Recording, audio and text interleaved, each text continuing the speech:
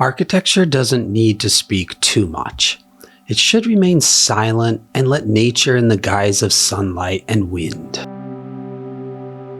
These are the words of Tadao Ando, a self-taught architect who transformed concrete into poetry. But what makes his approach so distinctly Japanese? And what can his work teach us about living with intention in our own spaces? Before Tadao Ando became one of the most celebrated architects in the world, he was a professional boxer. Born in 1941 in Osaka, Japan, he grew up in a modest row house surrounded by craftsmen, woodworkers, ironworkers, glassmakers. This neighborhood became his first classroom. At 17, he turned pro as a featherweight boxer. But during a trip to Tokyo as a high school student, something shifted. He saw Frank Lloyd Wright's Imperial Hotel, and it awakened something in him that punching bags just couldn't satisfy. Less than 2 years after graduating, Ando quit boxing to pursue architecture. But here's what makes his story remarkable. He never attended architecture school. Instead, he taught himself through reading, correspondence courses in interior design, and something he considered even more valuable: travel. He rode the Trans-Siberian Railway to Europe, visiting the Parthenon, the Pantheon, and most importantly, the works of Le Corbusier, the modernist architect who would become his greatest influence. Ando spent years traveling through Asia, Europe, and the Americas, documenting buildings, taking photographs, sketching, learning architecture not from textbooks, but from standing inside the places themselves. This hands-on approach to learning would shape everything about his philosophy.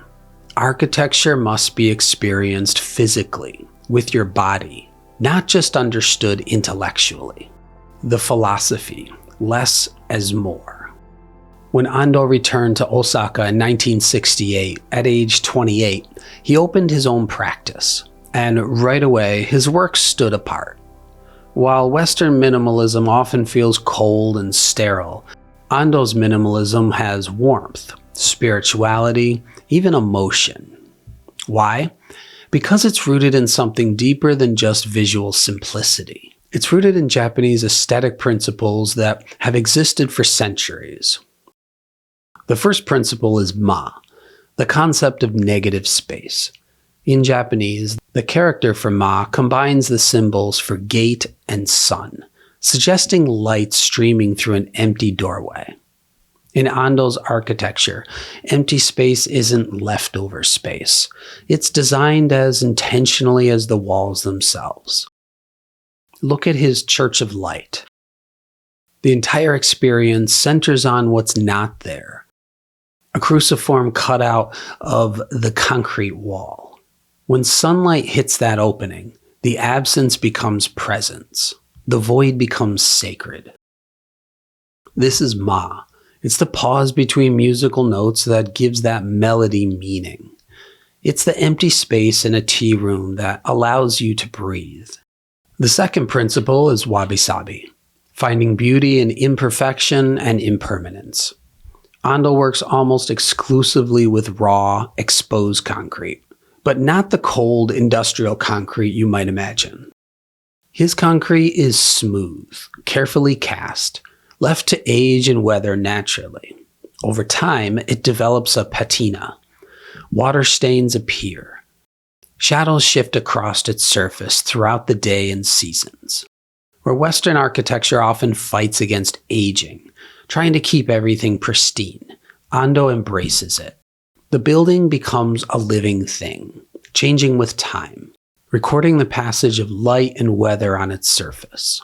This isn't carelessness, it's honoring the Japanese appreciation for transience, for mono no aware, the awareness of impermanence that makes beauty more poignant. But perhaps the most important principle is this: Ando's buildings don't dominate nature, they dialogue with it. Take the water temple on Awaji Island. To reach the sanctuary, you descend through a lotus pond. The building doesn't sit on the landscape, it becomes part of it. Or the Chichu Art Museum in Naoshima, built mostly underground to preserve the island's natural beauty, with carefully placed openings that bring natural light to underground galleries.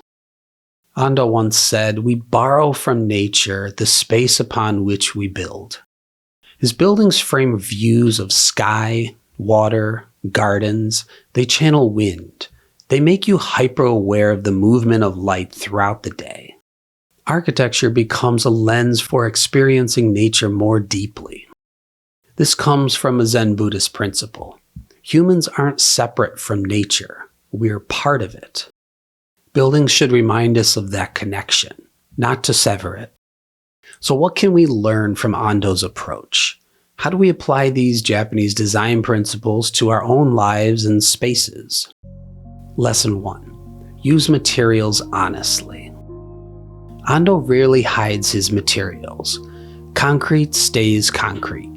Wood stays wood. There's no pretense, no fake finishes trying to be something else. In your own space, this might mean choosing furniture and objects made from materials that age beautifully. Solid wood instead of laminate, natural fiber textiles instead of synthetic. Materials that develop character over time rather than just wearing out. Lesson 2. Let light be your decoration. Ando calls light the only ornament in his buildings. He designs spaces so that moving light creates constantly changing patterns on bare walls. You don't need expensive art or elaborate decor if you have good natural light. Position furniture to catch morning sun. Notice how afternoon light moves across your floor. Use sheer curtains that filter light rather than blocking it completely. Let the changing quality of daylight through the seasons be what makes your space feel alive. Lesson 3. Create Ma in your life. This is perhaps the most important lesson. Ma isn't just physical space. It's temporal space too. Pauses, silence, empty time. In your home, this might mean resisting the urge to fill every corner. Leave some empty wall space. Create areas with nothing in them except light and air. Let rooms have only what they need and nothing more. But Ma extends beyond physical space. Build pauses into your day. Moments where you're not consuming content. You're not being productive. You're not doing anything. Just being. This is what Ando's architecture invites. Spaces that ask you to slow down, to notice, to simply exist. Lesson 4. Frame nature. Even if you're not designing a building, you can still bring Ando's principle of framing nature into your space. Position your desk near a window with a tree view. Keep that window uncluttered so the tree becomes like a living painting. Bring natural elements inside. Stones, branches, plants, but display them simply with intention so they're appreciated rather than lost in clutter. But here's what I find most profound about Ando's work. It's not really about minimalism as an aesthetic. It's about minimalism as mindfulness. When you remove visual clutter, when you strip away everything unnecessary, what remains becomes more meaningful. You notice things you'd otherwise miss. The quality of light at different times of day, the sound of wind, the texture of a material under your hand, the way space itself can feel. Ando's buildings invite a kind of attention that's rare in our distracted world. They ask you to be present, to engage with your environment, not just visually, but with all your senses. This is the heart of Zen Buddhism, which deeply influences his work. Enlightenment comes not from adding more, but from clearing away what obscures. Architecture, like life, becomes more meaningful through subtraction.